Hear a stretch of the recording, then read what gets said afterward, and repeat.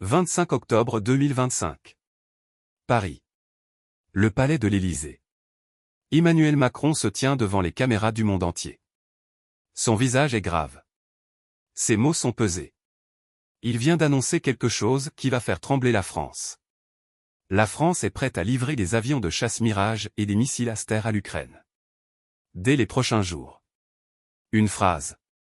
15 mots. Mais derrière eux, une décision qui pourrait entraîner notre pays dans un conflit dont personne ne mesure les conséquences. Parce que ce n'est pas qu'une question d'armes. C'est une question de souveraineté. C'est une question de paix. C'est une question de savoir si la France décide encore de son propre destin, ou si elle obéit aux ordres de Bruxelles et de Washington. Mais voilà ce que Macron ne savait pas. Voilà ce que son gouvernement, ses conseillers, tout son appareil n'avait pas prévu. Quelqu'un allait se lever. Quelqu'un qui refuse de voir la France sacrifiée sur l'autel d'une guerre qui n'est pas la nôtre. Quelqu'un qui ose dire tout haut ce que des millions de Français pensent tout bas. Et ce quelqu'un? Florian Philippot. Parce que pendant que les élites parisiennes signaient des chèques pour Kiev, Philippot rappelait une vérité simple, la France d'abord. Pendant que Bruxelles poussait à l'escalade, Philippot criait, pas un soldat, pas un euro pour leur guerre. Et maintenant? Maintenant, le peuple français a entendu. Et il commence à comprendre. Ceci est l'histoire de comment un homme a osé défier l'establishment. De comment une voix solitaire est devenue un cri de ralliement. Et de comment la France a appris une leçon qu'elle aurait dû connaître depuis longtemps. Ne jamais trahir son propre peuple. Mais avant d'arriver à la réponse de Philippot, vous devez comprendre comment la France est tombée dans ce piège. Parce que ça ne s'est pas fait du jour au lendemain. C'est le résultat de décennies d'abandon. Rambobinons. 1966. Paris. Le général Charles de Gaulle, président de la République française, prend une décision historique. Une décision qui va définir l'indépendance française pour une génération entière. Il retire la France du commandement intégré de l'OTAN. Pourquoi? Parce que de Gaulle comprenait une chose fondamentale. Un pays qui ne contrôle pas sa propre défense n'est pas un pays libre.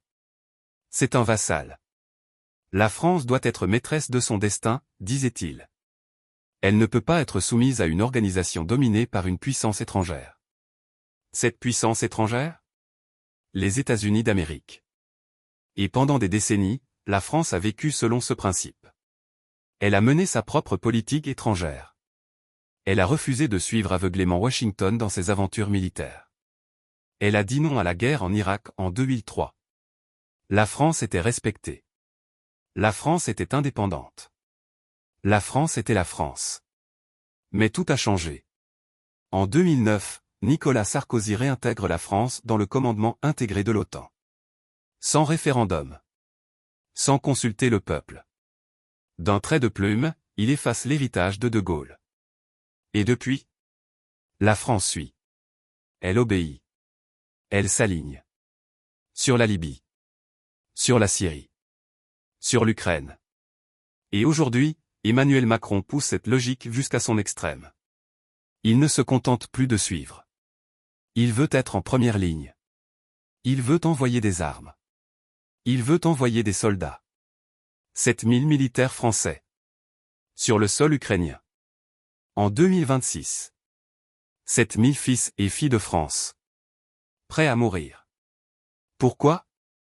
Pour qui? Mais il y a un problème.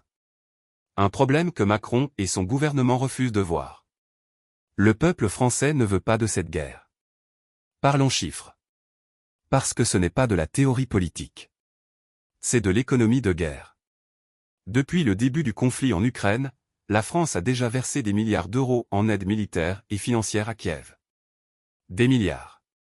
Pendant que les hôpitaux manquent de personnel. Pendant que les retraités voient leurs pensions stagner. Pendant que les agriculteurs manifestent parce qu'ils ne peuvent plus vivre de leur travail. Et maintenant, Macron veut envoyer des avions de chasse Mirage. Des missiles Aster. Du matériel de pointe qui coûte une fortune. Du matériel dont l'armée française elle-même a besoin. Mais ce n'est pas tout. Parce que Macron ne s'arrête pas là. Il a annoncé son intention de déployer 7000 soldats français en Ukraine. 7000. Pas des conseillers. Pas des observateurs. Des combattants. Des jeunes Français qui vont risquer leur vie. Pour défendre les frontières de l'Ukraine. Pas les frontières de la France. Les frontières de l'Ukraine. Et pendant ce temps, qui défend les frontières françaises? Qui protège nos villes? Qui assure notre sécurité? Personne ne pose ces questions à l'Élysée. Personne n'ose. Sauf un homme. 25 octobre 2025. Quelques heures après l'annonce de Macron. Florian Philippot, leader du parti Les Patriotes, ouvre son compte sur le réseau social X. Et il écrit. Prêt à livrer des mirages et des missiles Aster à l'Ukraine dès les prochains jours. Arrêtez ce scandale monstrueux. C'est l'entretien de la guerre et le saccage de nos forces armées et de la France. Ni une arme, ni un euro et bien sûr aucun soldat pour l'Ukraine. 15 secondes de lecture. Mais un tremblement de terre politique. Parce que Philippot ne mâche pas ses mots. Il ne fait pas dans la diplomatie. Il dit ce que des millions de Français pensent mais n'osent pas dire. Scandale monstrueux. Voilà les mots. Pas, décision regrettable. Pas, choix discutable. Scandale monstrueux. Et il continue. Le lendemain, 26 octobre, il enfonce le clou. La France doit sortir de ce piège et liquider ces fous le plus vite possible, en cessant de s'impliquer dans le conflit en Ukraine. Liquider ces fous. Vous avez bien entendu. Philippot ne parle pas des Russes. Il ne parle pas de Poutine. Il parle de Macron. Il parle de l'establishment européen. Il parle de ceux qui, depuis Bruxelles et Paris, poussent la France vers la guerre. Et la réaction. Explosive.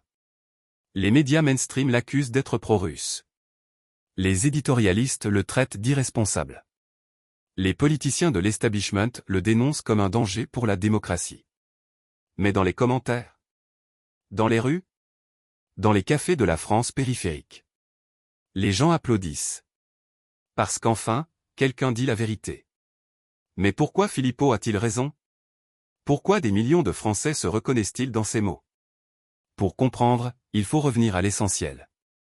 Posons-nous la question fondamentale. Pourquoi la France devrait-elle s'impliquer dans ce conflit? On nous dit, pour défendre la démocratie. Vraiment?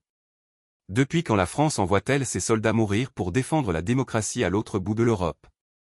Pourquoi pas en Syrie? Pourquoi pas au Yémen? Pourquoi pas en Afrique? On nous dit, pour arrêter l'agression russe. D'accord. Mais qui a décidé que c'était le rôle de la France?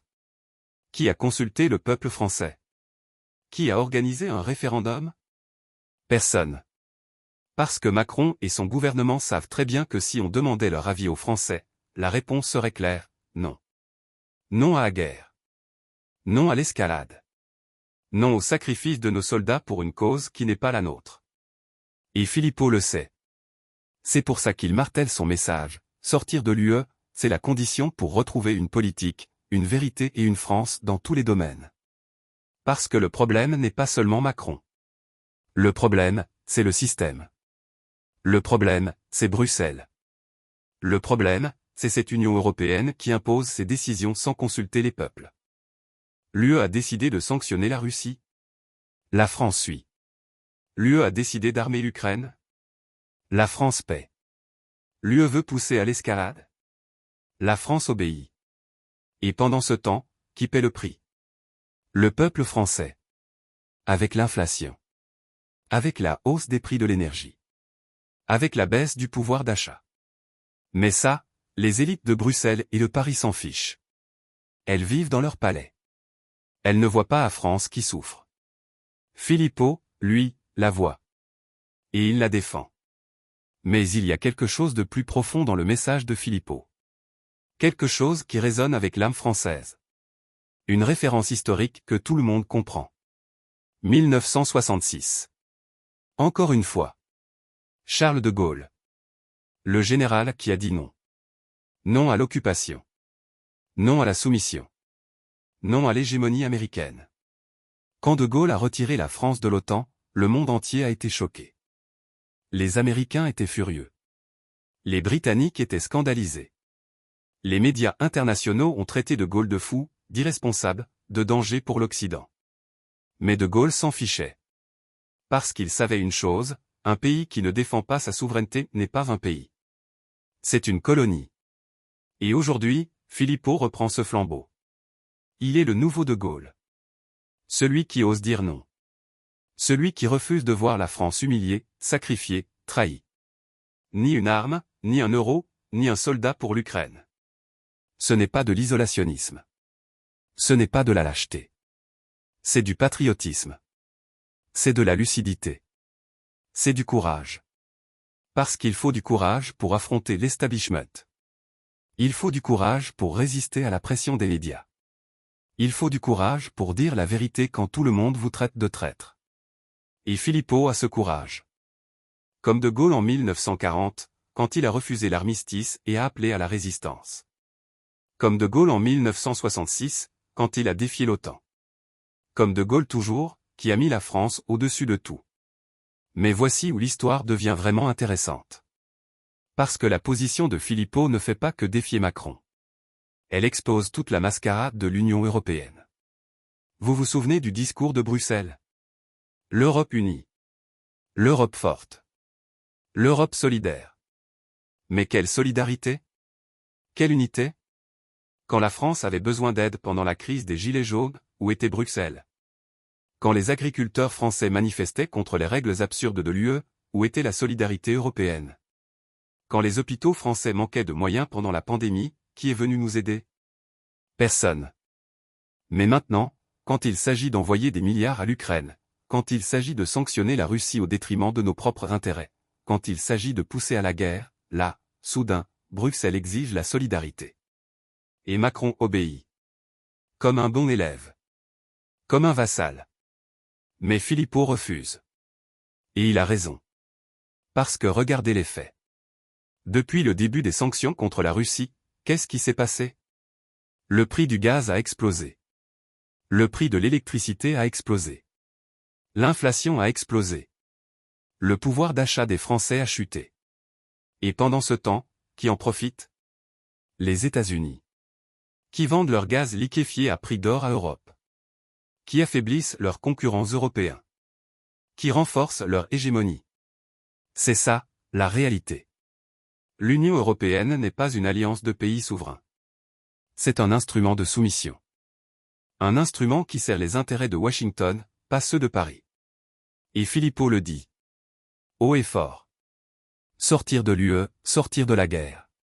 Alors, que se passe-t-il maintenant? Parce que cette histoire n'est pas terminée. Macron est blessé, mais il n'est pas vaincu. Et l'establishment ne va pas abandonner. Voici la réalité, la bataille pour l'âme de la France ne fait que commencer. D'un côté, vous avez Macron et son gouvernement. Les technocrates de l'ENA. Les élites parisiennes qui vivent dans leur bulle. Ceux qui pensent que la France doit s'effacer devant Bruxelles. Ceux qui sont prêts à sacrifier notre souveraineté pour plaire à Washington. De l'autre côté, vous avez Philippot et les patriotes. La France périphérique. Les oubliés. Les gilets jaunes. Tous ceux qui en ont marre de voir leur pays humilié, appauvri, trahi. Et entre les deux, le peuple français. Qui doit choisir? Est-ce que la France va continuer sur cette voie? Est-ce qu'elle va continuer à envoyer des milliards à l'Ukraine pendant que ses propres citoyens souffrent? Est-ce qu'elle va continuer à obéir aux ordres de Bruxelles et de Washington? Ou est-ce qu'elle va se réveiller? Est-ce qu'elle va se souvenir de ce qu'elle est? Est-ce qu'elle va retrouver sa fierté, sa dignité, sa souveraineté? C'est la question. Et Philippot a déjà donné sa réponse. La France d'abord. Pas l'Ukraine. Pas l'Union européenne. Pas l'OTAN. La France. Ramenons tout ça à l'essentiel. Parce que ce n'est pas qu'une histoire de politique étrangère. C'est une histoire de leadership. De courage. D'avoir le cran de se lever quand tout le monde reste assis. En 2025, Macron a annoncé l'envoi d'armes et de soldats en Ukraine. Sans consulter le peuple. Sans débat. Sans référendum. Et Philippot? Philippot a dit non. Non au nom de millions de Français. Non au nom de la souveraineté. Non au nom de la paix. Ça, c'est du leadership. Pas le genre qui donne de beaux discours et gagne des prix. Pas le genre qui signe des accords symboliques et s'attribue le mérite du travail des autres. Mais le genre qui voit la menace avant qu'elle n'arrive. Le genre qui construit la solution avant que la guerre ne commence. Le genre qui reste ferme quand la pression monte. C'est ce dont la France a besoin. C'est ce dont l'Europe a besoin. Parce que les menaces ne vont pas disparaître. La Russie regarde. La Chine regarde. Chaque dictateur, chaque tyran, chaque ennemi de la liberté regarde pour voir si l'Occident a encore la volonté de se défendre. Et la réponse? La réponse est oui. Tant que nous avons des leaders qui mettent leur pays en premier. Tant que nous avons le courage de dire non. Tant que nous refusons de nous soumettre. Philippot a compris ça. Il l'a dit. Et quand le moment est venu, il a tenu bon. Alors voici la question pour vous, est-ce que vous faites attention? Est-ce que vous voyez ce qui se passe vraiment? Parce que les médias mainstream ne vont pas vous raconter cette histoire. Ils vont la déformer. Ils vont minimiser le rôle de Philippot. Ils vont donner le crédit aux bureaucrates de Bruxelles qui ont créé le problème en premier lieu. Mais vous, vous connaissez la vérité. Vous l'avez vu de vos propres yeux. Philippot les a avertis. Ils n'ont pas écouté. Et quand la crise est arrivée, c'est le courage français qui a sauvé la mise. Ce n'est pas de la propagande. Ce n'est pas du spin partisan. Ce sont juste les faits. Alors si cette histoire vous a ouvert les yeux, si elle vous a fait réfléchir, si elle vous a rappelé pourquoi la France a besoin d'un leadership fort, alors faites-moi une faveur, partagez-la. Commentez ci-dessous. Dites-moi ce que vous en pensez. Parce que cette chaîne, c'est plus que de la politique. C'est la vérité. C'est la défense de notre souveraineté. C'est s'assurer que la prochaine génération hérite d'un pays fort, libre et indépendant. Et ça commence avec vous. Avec nous. Avec des gens qui refusent d'être réduits au silence, qui refusent de reculer, qui refusent de laisser les mondialistes gagner. Alors abonnez-vous. Activez les notifications. Et continuons à nous battre pour la France en laquelle nous croyons. Parce que la bataille n'est pas terminée. Elle ne fait que commencer. Et nous allons gagner. Ni un soldat, ni un euro pour leur guerre. La France d'abord. Toujours.